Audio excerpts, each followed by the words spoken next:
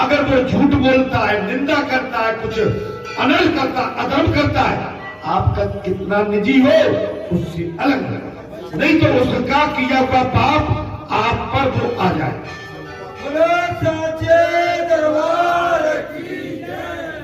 दो चीज होती है महाराज,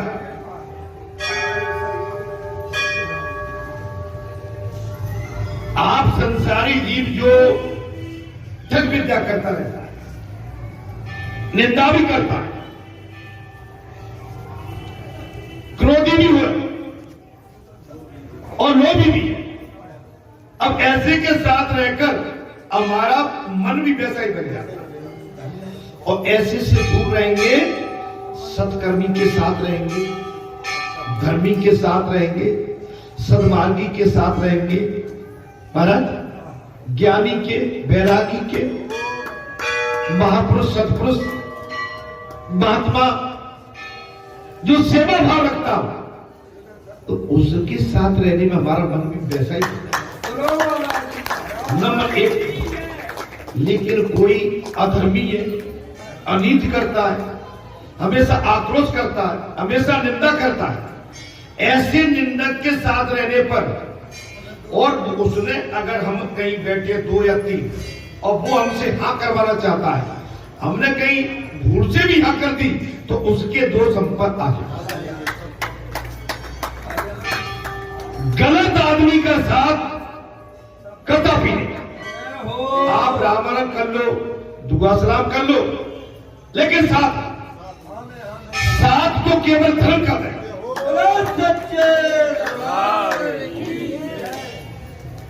अच्छा, भगवान के क्या विरोधी नहीं थे राम जी के? भगवान श्री कृष्ण के विरोधी नहीं थे? जनक जी के, दशरथ जी के, हरिश्चंद्र जी के, सबके। तो ऐसे तो आपको घर में, आज तो घर में मिल जाएंगे आपको। मेरा अनुरोध ऐसा है कि इनसे बचो, इनसे बचो, और जो आपको हमको जो स्थान मिला है, अपने भाग की सराहना करो,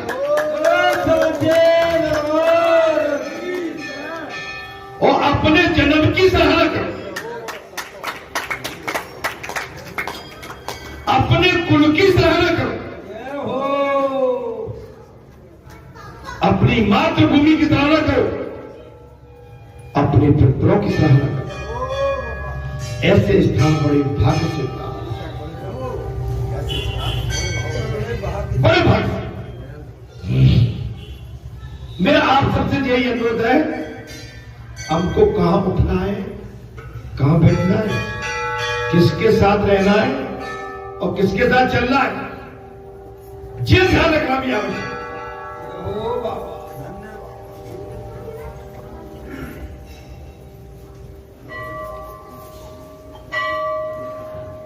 अब आप बालाजी धाम ग्राम पर्यटन में सभी आते, आपका सभी जगह सम्मान होता है, होता है।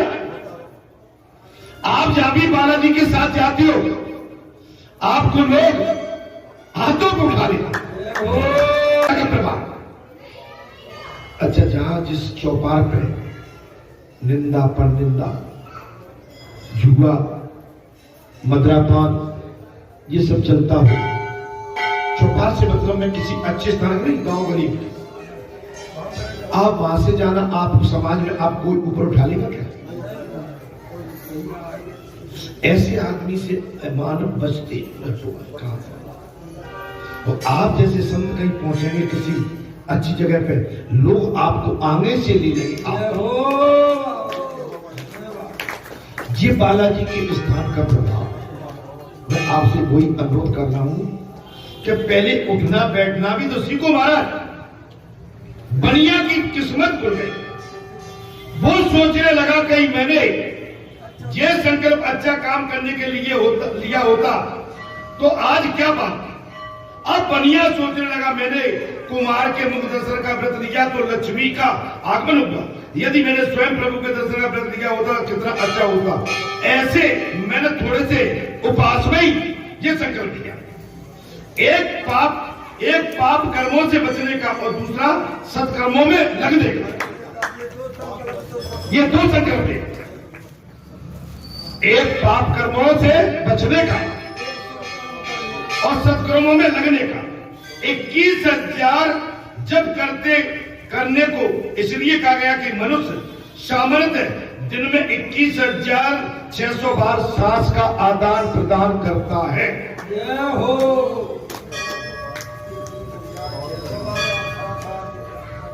भगवान सुखदेव ने कहा, राजन मैंने ये बात आपको इसलिए बताई है क्या मनुष्य की सांस 24 घंटे में 21,600 बार आदान प्रदान होती है, अर्थात प्रत्येक सांस के साथ भगवान का नाम जपते रहना चाहिए।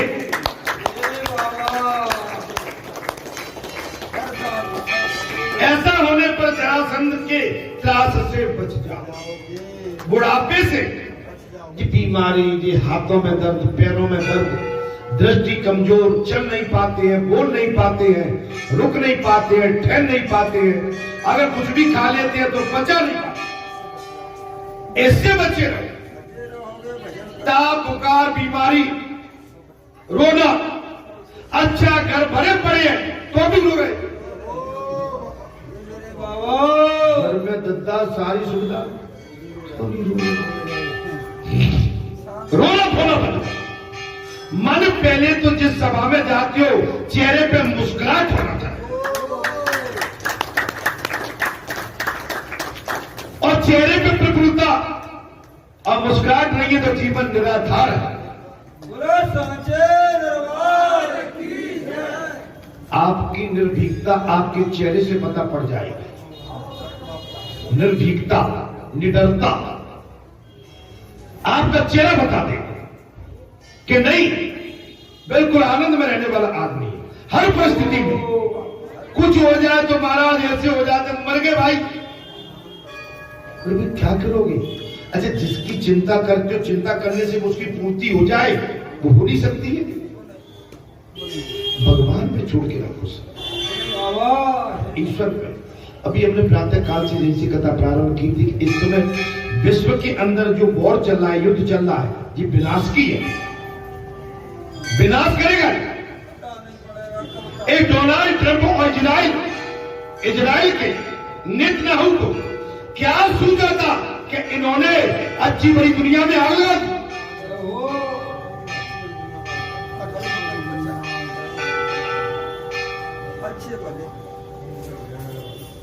आप समझ लो, उधर मचा बुरी तरह से, मन पूरी दुनिया अस्त व्यस्त हो गई है। माने आर्थिक मार्ग, सामग्रियों का आदान प्रदान, निर्यात एवं आयात सब कर रहे, दुनिया ठहर गई,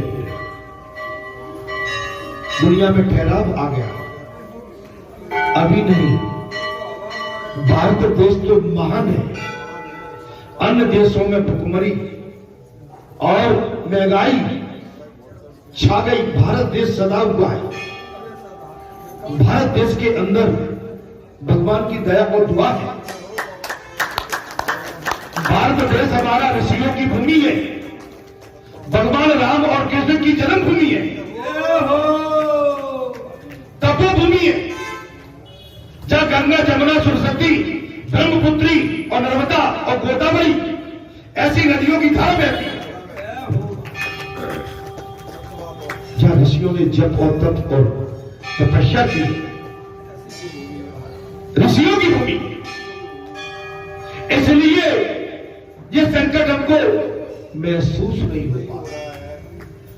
अन्य देशों में petrol, diesel and other LPG and gas सबकी कतारें, हाहाकार मचा। जी हमारे लिए जो हाहाकार मचा है ना, क्राइसिस है नहीं, कमी है नहीं, कोई क्राइसिस नहीं है, कोई कमी नहीं है। ये तो पार्टी पॉलिटिक्स हल्ला मचा रही है, केवल कोई बात और कोई बात नहीं। कल ही हमारे देश में एलपीजी के 2 जहाज आए हैं, 18-20 और आ रहे हैं। हमारा देश जागरूक देश है, महान देश है। हमारे देश की बागडोर आज जिस नेता के हाथ में है वो त्यागी है, बैरागी है, योगी है, वो पक्का सनातनी है,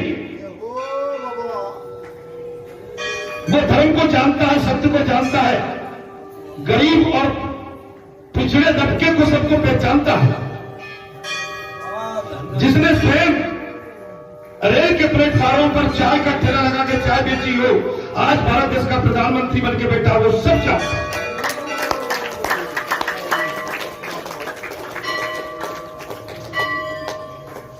इतनी बड़ी महामारी आई थी कोरोना काल, हमारे भारत जैसे देश में ये महान प्रधानमंत्री था जो हम सबको तो बचा ही ले गया और साथ में और देशों को भी बचा लिया।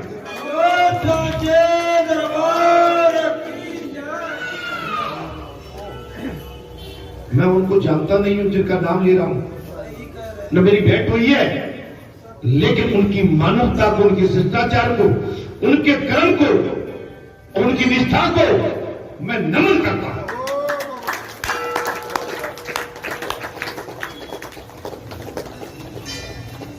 ऐसे सपूत, ऐसे त्यागी ये बार बार नहीं आते, कभी कभी आते हैं।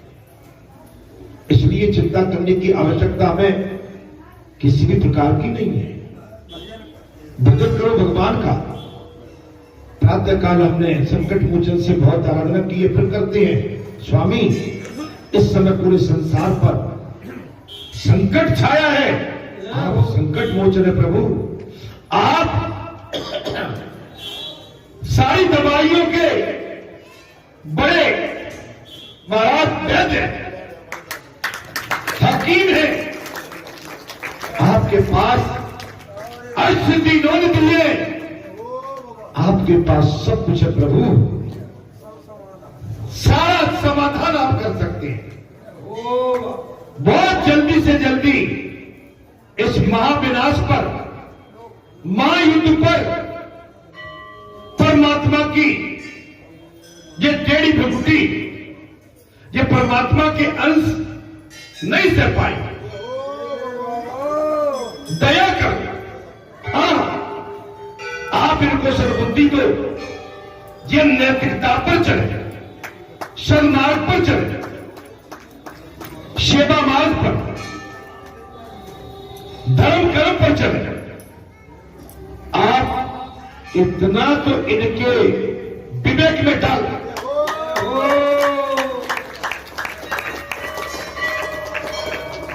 ऐ संतो महात्माओं, हटो सामने से, हटो, इधर हटो, रास्ता छूट बैठो। हे संतो महात्मा, मैं कोई जादूगर तो नहीं हूं, लेकिन प्रार्थना तो कर ही सकता हूं।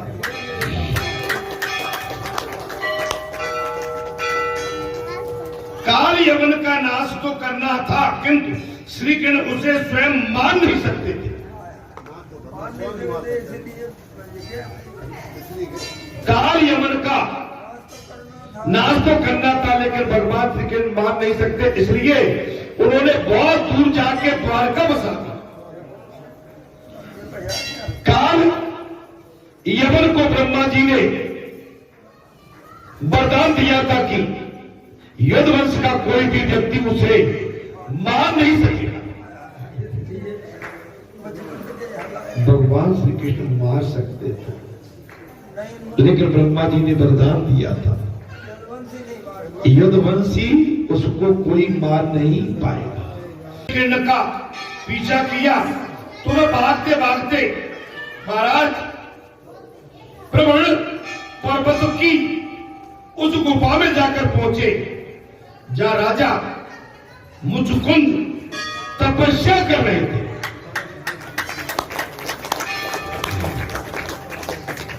ये मुचकुंद बोलते दौलपुर राजा मुचकुंद तपस्या कर रहे। काल यवन ने गुस्से से मुचकुंद को ठोकर मारी। काल यवन ने मुचकुंद को बहुत जोर से पैर की ठोकर मारा। मुचकुंद की आंखें खुली और उसकी दृष्टि काल यवन पर पड़ी ही वो जलकर भस्म हो गया।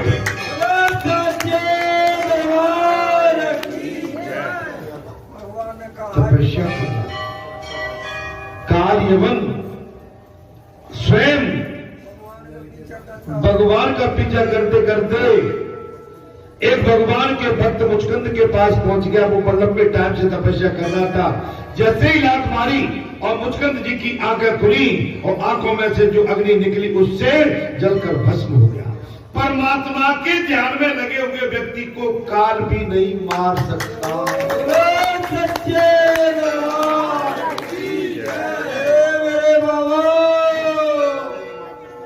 परमात्मा की भक्ति में लगे हुए व्यक्ति को काल भी नहीं मार सकता।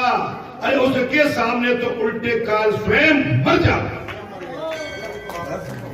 अब तो बात समझ में आती है।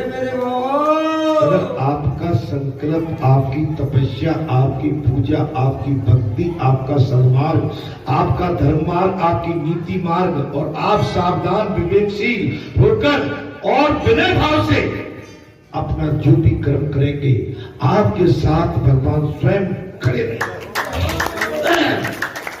खड़े होकर पहरा देंगे। जब मुचकुंद ने जाना कि श्री कृष्ण आए तो महाराज वो प्रार्थना करने लगे। कथा कैसी लग रही है? जब मुचकुंद ने सोचा कि भगवान श्री कृष्ण स्वयं आए, महाराज हाँ जी,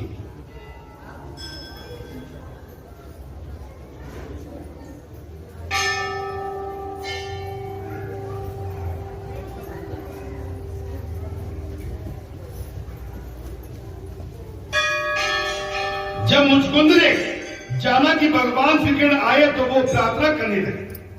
जीव को मनुष्य की देह मिली है।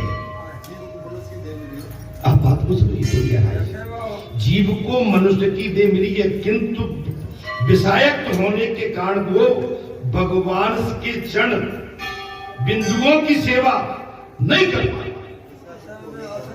मैं संसारिक विषय वासना में इतना फंसा रहता है कि वो भगवान की सेवा नहीं कर पाता है। मनुष्य कितना महाराज प्रमादी है, लालची है।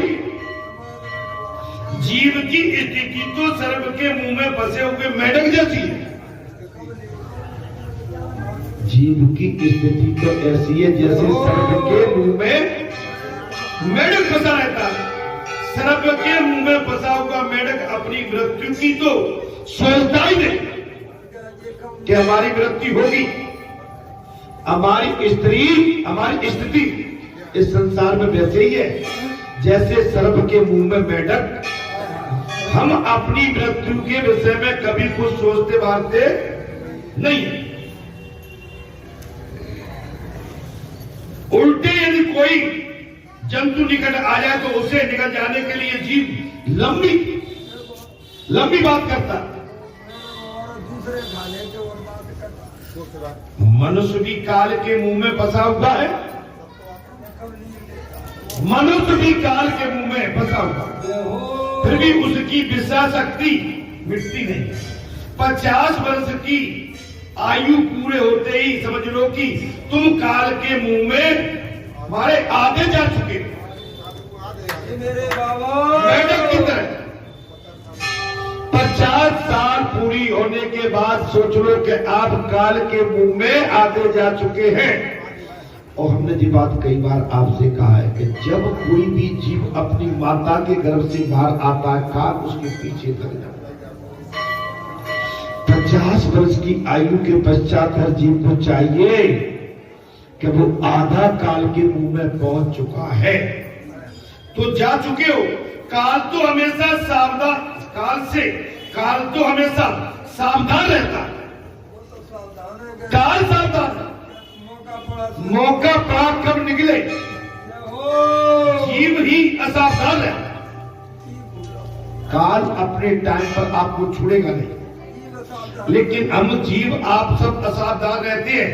सत्संग के बिना ज्ञान प्राप्त नहीं हो सकता।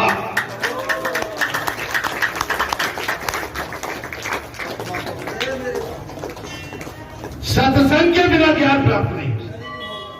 मुचकुंद प्रार्थना कर रहे हैं, नाथ कृपा कीजिए कि मेरा मन संसार जड़ पदार्थों की ओर न जाए। भगवान श्री कृष्ण के सन्मुख को मुचकुंद जिसको कहते हो मुचकुंद प्रार्थना करे, बोले हे नाथ, मेरा मन संसार की जड़ पदार्थों में न जाए, मुझे अनन्य भक्ति दी, मुझे अनन्य भक्ति। परमात्मा कहते हैं मुखचंद, इस जन्म में तो तुझे अनन्य भक्ति नहीं मिल पाएगी, तू युवा अवस्था में बड़ा कामी विलासी था। हे मुचकुंद, तुझे इस जन्म में मुक्ति नहीं मिल पाएगी, क्योंकि तू युवा अवस्था में बड़ा कामी और विलासी था। जो काम के हाथों पिटता है उसे काल के हाथों भी पिटना पड़ता है। जो वासना के हाथों से पिटता है उसे काल के हाथों से भी पिटना पड़ता है। तुम एक जन्म और लेना पड़ेगा। भगवान ने साफ कह दिया मुचकुंद से, जिसे आप मुचकुंद कहते हैं। धौलपुर में अपने मोर मोरिया सिराने जाते हो अपने बेटा के, वही मुचकुंद बोले मुचकुंद तुम्हें एक जन्म और लेना पड़ेगा, तेरा वो जन्म ब्राह्मण जाति में होगा। भगवान श्री कृष्ण ने कह दिया, मुचकुंद तेरा जो आने वाला अगला जन्म है वो ब्राह्मण जाति में होगा, और वो जन्म में तुझे अनन्य भक्ति प्राप्त होगी।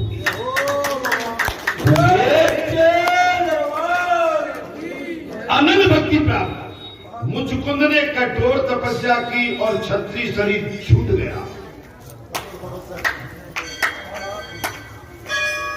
मुचकुंद ने कठोर तपस्या की और क्षत्रिय शरीर छूट गया। अगले जन्म में वे ब्राह्मण बने। द्वापर युग के क्षत्रिय राजा मुचकुंद कलयुग में नरसिंह मेहता का रूप लेकर अवतरित हो गए। ध्यान से सुनिए।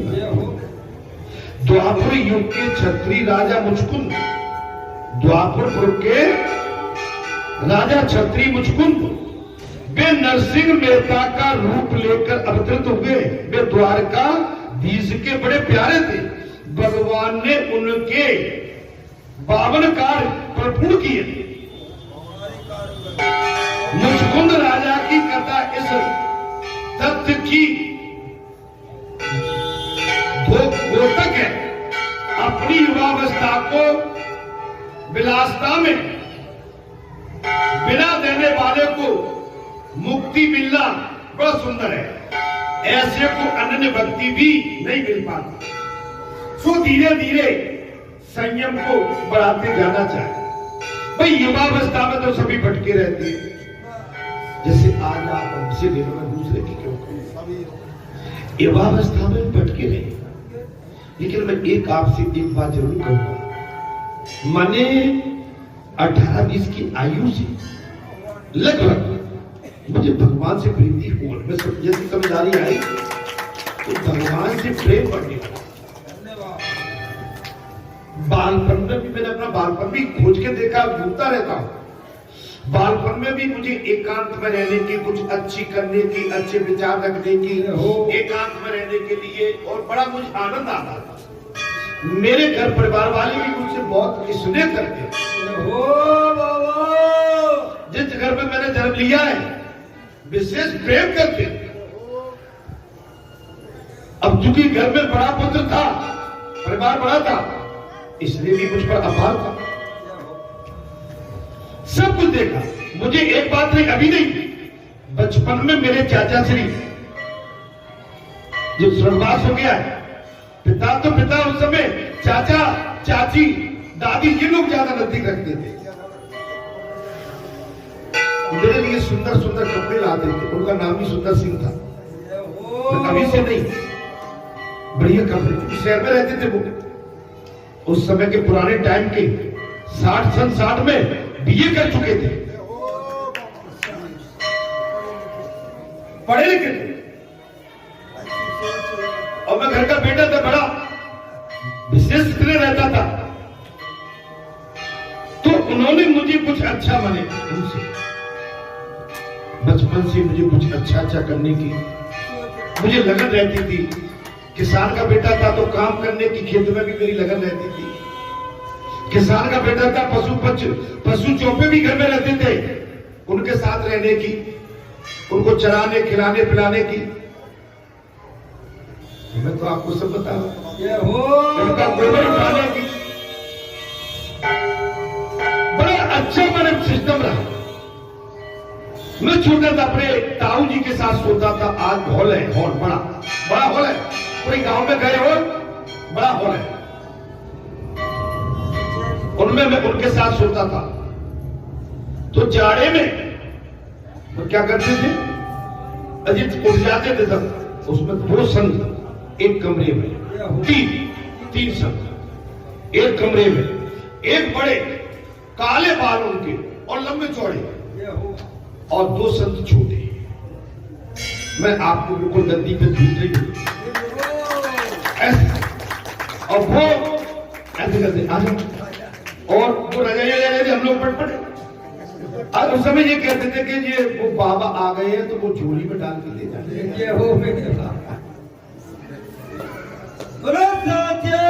भगवान की दया तो साक्षात मुझे उनके दर्शन तो 2-4 बार तो जो सर्प रहते थे ना, सर्प रेंगा करते थे, मेरे पैरों पे से निकल जाते नंबर 1। और दूसरा क्या कि साक्षात, और भाई जिस परिवार में जन्म था तो धर्म कर्म तो था उस परिवार में,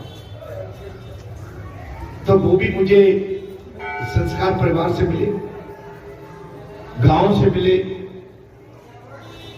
बड़े बूढ़ों से जो मैं पाया, डुकरे ढाकरे थे, सभी वैसे लाडवार मुझ पर करते थे। 5वीं पास करके मैं शहर में पढ़ने चला गया था 6वीं से, तो थोड़ा सा उस समय शहर से सब कुछ